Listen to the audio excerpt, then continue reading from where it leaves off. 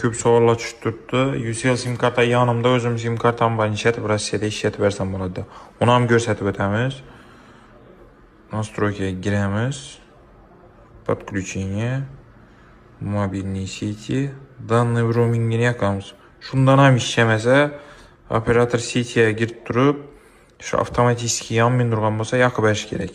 Endi sizlar o'zlaringizda nomer bor tarifida bo'ladigan bo'lsa, ina bu yerda roamingda megabayt sotib olish ko'rsatilgan. Spiskasi 1 gigabaytdan 100 gigabaytgacha sotib olsangiz bo'ladi. Narxlari bilan ko'ringlar. 1 gigabaytimiz 9000 so'm, 2 gigabayt 15000 so'm, 50 gigabayt 85, 70 gigabayt 100.000, 100 gigabaytimiz 125.000 so'm. Hammasi ko'rsatilgan. Shu durishunda screenshot etsangizlar, bu yerda kodlari bor.